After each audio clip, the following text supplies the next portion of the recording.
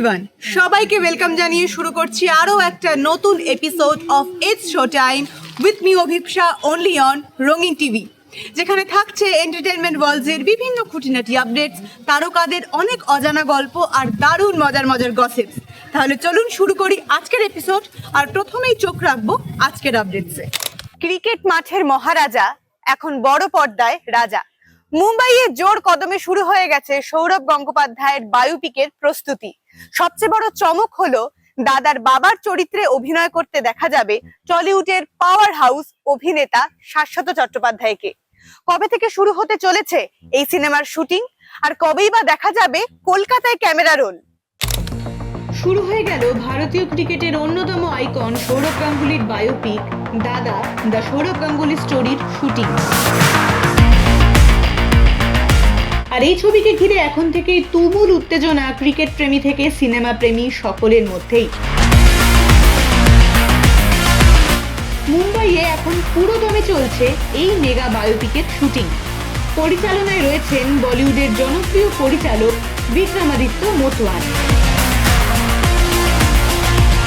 আর সবচেয়ে বড় আকর্ষণ, পর্দায় সৌরভ গঙ্গোপাধ্যায়ের চরিত্রে অভিনয় করছেন জাতীয় পুরস্কার জয়ী অভিনেতা রাজকুমার রাও। শুধু তাই নয়, সৌরভের পরিবারের সদস্যদের চরিত্রেও থাকছে একেবারে তারকা খচিত কাস্টিং। শোনা যাচ্ছে সৌরভ গঙ্গোপাধ্যায়ের প্রয়াত বাবা চণ্ডী গঙ্গোপাধ্যায়ের চরিত্রে অভিনয় করছেন শাশ্বত চট্টোপাধ্যায়। অন্যদিকে সৌরভের মা নিরূপা গঙ্গোপাধ্যায়ের ভূমিকায় দেখা যাবে অপরাজিতা আঢ্যকে। আর সৌরভের দাদা স্নেহাশিস গঙ্গোপাধ্যায়ের চরিত্রে রয়েছেন রাহুল দেব বোস।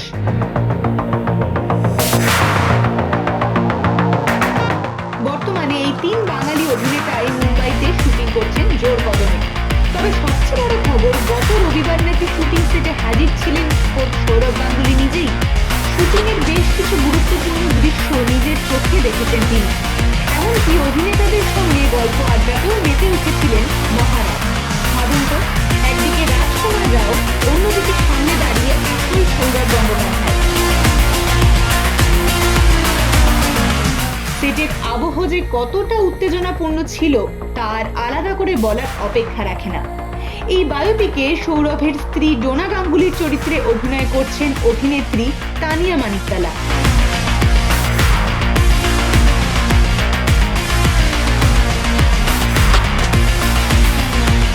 তবে এই চরিত্র নিয়ে কম জল্পনা হয়নি। টলিউডে জোর গুঞ্জন ছিল হয়তো এই চরিত্রে দেখা যেতে পারে মিমি চক্রবর্তী, ঈশা সাহা কিংবা অমৃতা চট্টোপাধ্যায়কে।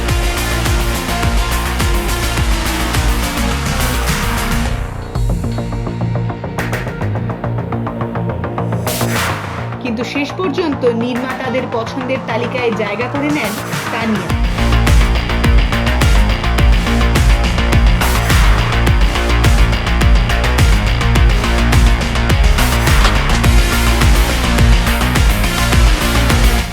ছবিতে শুধু ক্রিকেট মাঠের লড়াই নয়, দেখানো হবে সৌরভের জীবনের আবেগঘন অধ্যায়ও। কিভাবে এক তরুণ ক্রিকেটার ধীরে ধীরে হয়ে উঠলেন ভারতীয় ক্রিকেটের সবচেয়ে আগ্রাসী ও নির্ভীক অধিনায়ক। সেই জার্নি হবে ছবির মূল আকর্ষণ। সঙ্গে থাকবে তার এবং ডোনার দীর্ঘদিনের প্রেম, সম্পর্কে টানাপোড়েন, পরিবার এবং জীবনের অজানা গল্প।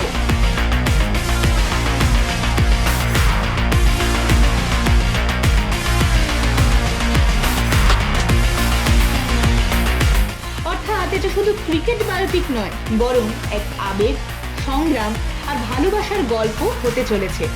মুম্বাইয়ের শিডিউল প্রায় শেষের মুখে। খুব শীঘ্রই পুরো টিম চলে আসবে কলকাতায়।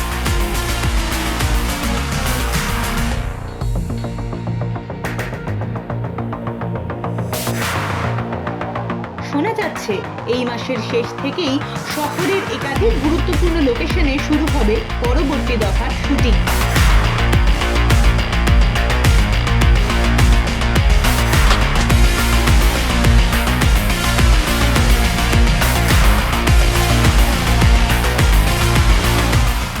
ইডেন গার্ডেন্স থেকে শুরু করে উত্তর কলকাতার পুরনো বাড়ি, একাধিক বাস্তব লোকেশনও থাকতে পারে ছবিতে।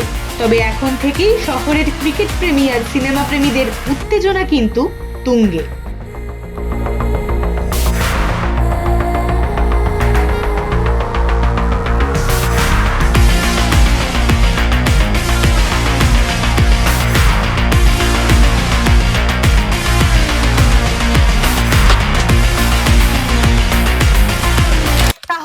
অপেক্ষা বড় পর্দায় দাদার জীবনের অজানা গল্প দেখার।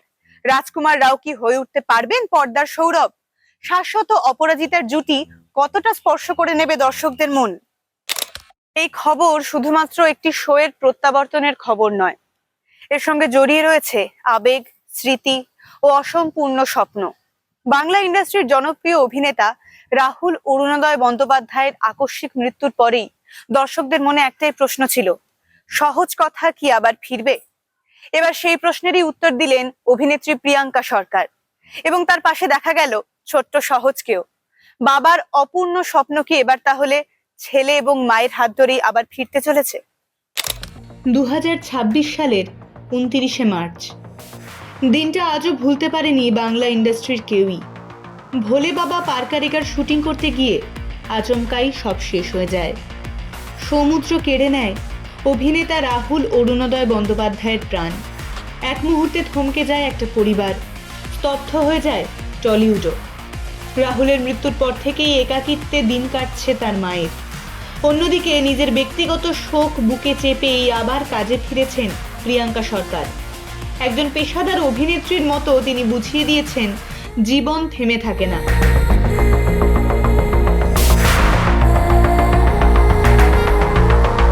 তবে দর্শকদের মন থেকে একটা প্রশ্ন কখনোই সরেনি, সহজ কথার কি হবে? কারণ সহজ কথা শুধুমাত্র একটা টক শো ছিল না,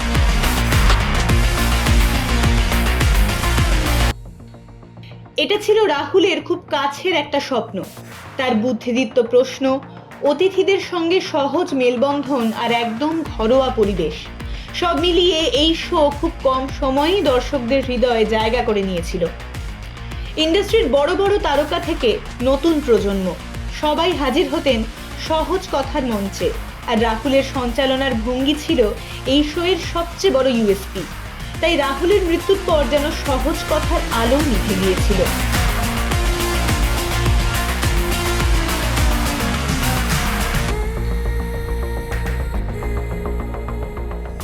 কিন্তু 2.5 মাস পর যেন ফের জ্বলে উঠল আশার প্রদীপ।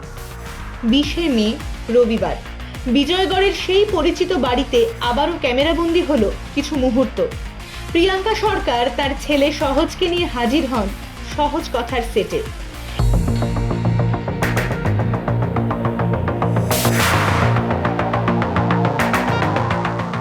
একাধিক ছবি ও মুহূর্ত সোশ্যাল মিডিয়ায় পোস্ট করেন অভিনেত্রী, আর তারপর থেকেই শুরু হয়েছে জোর জল্পনা।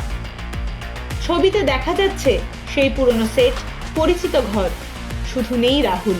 কিন্তু মা ছেলের হাসি, খুনসুটি আর কিছু আবেগঘন মুহূর্ত যেন নতুন করে প্রাণ ফিরিয়ে দিল সেই জায়গাটায়।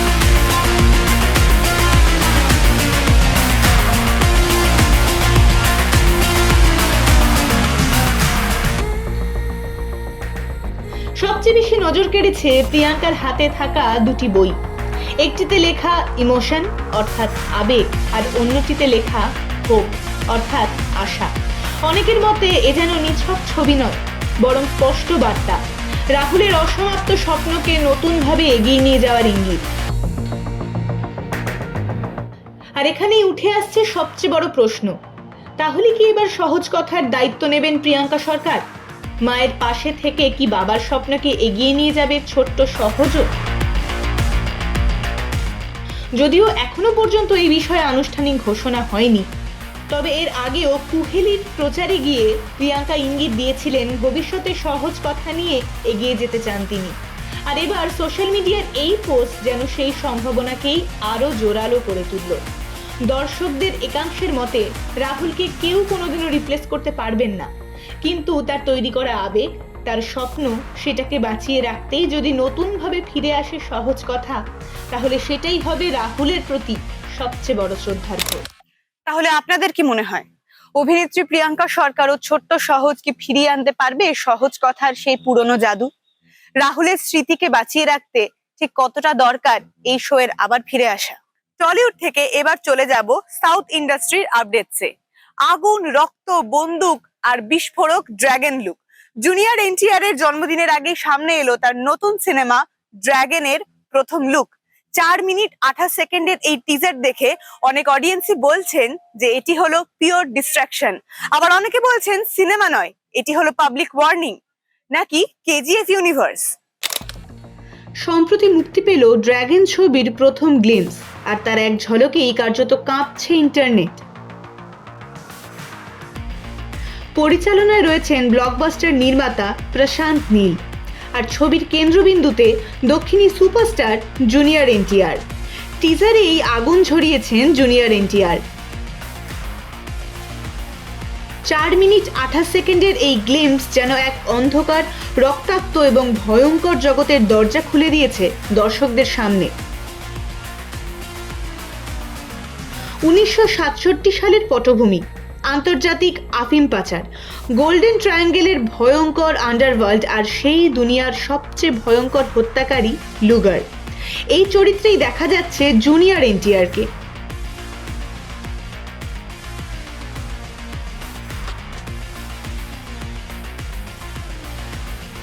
লম্বা দাড়ি, রাগী চোখ, হাতে বন্দুক আর একেবারে রুক্ষ লুক।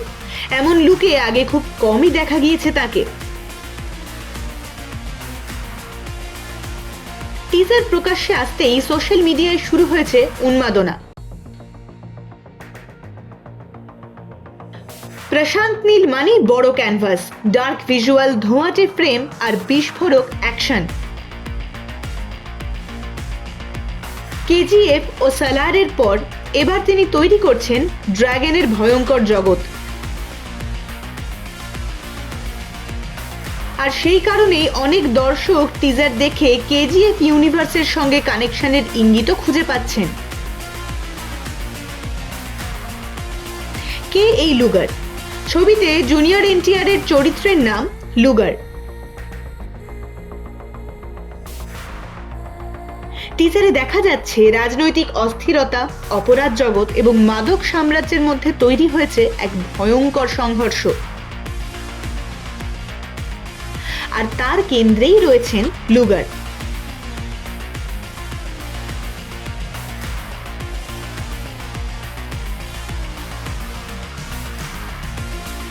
জুনিয়র এনটিআর এর স্ক্রিন প্রেজেন্স দেখে ইতিমধ্যেই মুগ্ধ দর্শকরা।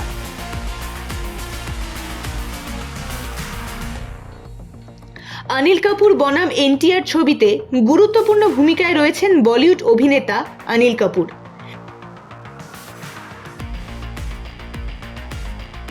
তিনি অভিনয় করছেন নার্কোটিক্স ব্যুরো চিফের চরিত্রে, অর্থাৎ একদিকে মাদক সাম্রাজ্যের ভয়ঙ্কর আততায়ী লুগার, অন্যদিকে তাকে থামাতে মরিয়া এক কঠোর অফিসার।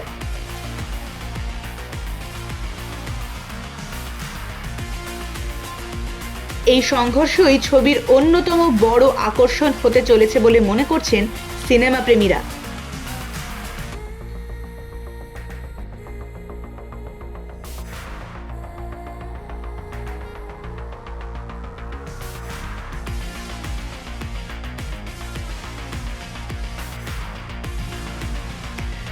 ড্রাগন শুধু একটি আঞ্চলিক ছবি নয়, এটি তৈরি হচ্ছে একেবারে প্যান ইন্ডিয়া স্কেলে। ছবিটি মুক্তি পাবে 5টি ভাষায়। প্রযোজনায় রয়েছে মাইথ্রি মুভি মেকার্স এবং এনটিআর আর্টস, অর্থাৎ শুরু থেকেই এটিকে আন্তর্জাতিক মানের অ্যাকশন এপিক হিসেবে তৈরি করা হচ্ছে।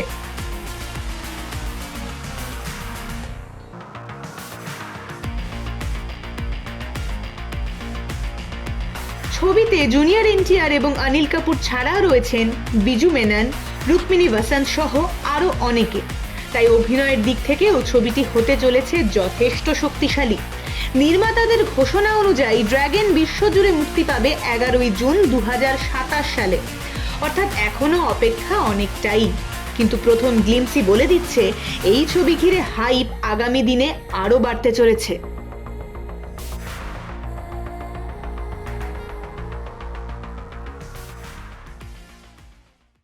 ড্রাগন কি দক্ষিণী সিনেমার বড় বিস্ফোরণ হতে চলেছে? জুনিয়র এনটিআর এর এই লুক কি ইতিহাস গড়বে? সত্যি কি এর সঙ্গে কেজিএফ ইউনিভার্সের কোনো কানেকশন রয়েছে? বর্তমানে গোটা দেশ এখন এই প্রশ্নের উত্তরের অপেক্ষায়। নেপো কিড নিয়ে আবারও বিস্ফোরক মন্তব্য। টলিউডে কি সত্যি চলছে ফেভারিটিজমের রাজনীতি? কেন কাজ কমে যাচ্ছে রাইমা সেনের? মহানায়িকা সুচিত্রা সেনের নাতনি হওয়ার জন্যই কি তার উপরে বেড়ে গেছে আরো চাপ? 3 প্রজন্ম ধরে বাংলা চলচ্চিত্র জগতের অন্যতম জনপ্রিয় পরিবার সেন পরিবার। মহানায়িকা সুচিত্রা সেন থেকে শুরু করে মুনমুন সেন, তারপর রাইমা ও রিয়া, অভিনয়ের সঙ্গে ওতপ্রোতভাবে জড়িয়ে তাদের নাম। কিন্তু এত বড় লিগ্যাসি থাকা সত্ত্বেও কেন কাজ পেতে অপেক্ষা করতে হলো 25 বছর? কেন আজও তাকে শুনতে হয় নেপো কিড? সেই নিয়েই বিস্ফোরক মন্তব্য করলেন রাইমা। সম্প্রতি পরিচালক নন্দিতা রায় এবং শিবপ্রসাদ মুখার্জির আগামী ছবি ফুলপিসি ও এডওয়ার্ডের গুরুত্বপূর্ণ চরিত্রে দেখা যাবে রাইমাকে। প্রযোজনা সংস্থা উইন্ডোজ প্রোডাকশনের 25 বছর পূর্তি উপলক্ষে এই ছবি ঘিরে ইতিমধ্যেই দর্শকদের মধ্যে তৈরি হয়েছে কৌতূহল। এই ছবির প্রসঙ্গেই এক সাক্ষাৎকারে রাইমাকে প্রশ্ন করা হয় যে নেপো কিড তকমা থাকা সত্ত্বেও উইন্ডোজ প্রোডাকশনের সঙ্গে কাজ করতে কেন লাগলো 25 বছর সময়, আর সেই প্রশ্নের উত্তরে একেবারে অকপট অভিনেত্রী। এর উত্তরে রাইমা জানান যে তিনি আগেই শিবপ্রসাদ মুখার্জিকে বলেছিলেন যে তার জন্য উপযুক্ত চরিত্র খুঁজে পেতেই সময় লেগেছে। পাশাপাশি অভিনেত্রী এও জানান তিনি বহুদিন ধরেই তাদের সঙ্গে কাজ করতে আগ্রহী ছিলেন। এরপরেই নেপোটিজম প্রসঙ্গে বিস্ফোরক মন্তব্য করেন অভিনেত্রী। তার ঠাকুমা ও মা নিজেদের দক্ষতায় বহু বছর ধরে একটি ঐতিহ্য তৈরি করেছেন, তাই তাদের পরিবারের পরবর্তী প্রজন্ম অভিনয়ের আশাটাই স্বাভাবিক। পাশাপাশি তিনি প্রশ্ন তোলেন, ডাক্তার বা ইঞ্জিনিয়ারদের সন্তানদের ক্ষেত্রে যেমন এ ধরনের মন্তব্য করা হয় না, তাহলে অভিনেতাদের সন্তানদের ক্ষেত্রেই কেন আলাদা ট্যাগ দেওয়া হয়? রাইমার কথায়, স্টার কিড হওয়া যতটা সুবিধা দেয় তার থেকেও বেশি চাপ তৈরি করে। কারণ নতুন কোনো অভিনেত্রী ভুল করলে সেটাকে শুধুই ব্যক্তিগত ব্যর্থতা হিসেবে দেখা হয়, কিন্তু সেন পরিবারের কেউ অভিনয় করলে প্রতিটা কাজের সঙ্গে তুলনা টানা হয় মহানায়িকা সুচিত্রা সেনের সঙ্গে। তিনি স্পষ্ট জানান তাদের যে কোনো কাজই মহানায়িকা সুচিত্রা সেনের সঙ্গে তুলনা করা হয়। তার কথায়, কোনো কাজ ভালো না হলে মানুষ সহজেই বলে দেন যে সুচিত্রা সেনের নাতনি অভিনয় করতে পারলেন না, আর এই প্রত্যাশার চাপটাই তাদের জন্য অনেক বড়। তবে বিতর্ক যাই থাকুক না কেন, একটা জিনিস কিন্তু পরিষ্কার, নিজের পরিচয় তৈরির লড়াই এখনো চালিয়ে যাচ্ছেন রাইমা সেন। মহানায়িকার নাতনি হওয়াতে যেমন রয়েছে গর্ব, তেমনি রয়েছে প্রত্যাশার চাপও। এবং এই চাপ, প্রত্যাশা, ফেভারিটিজম, নেপোটিজম নিয়ে তার এই বক্তব্য তাই এখন টলিপাড়ার অন্যতম আলোচনার বিষয়। Well, that's it for the day. এরকম আরো বিভিন্ন আপডেটস, গল্প এবং গসিপ পেতে চোখ রাখুন রঙিন টিভির পর্দায় ইটস শো টাইমে।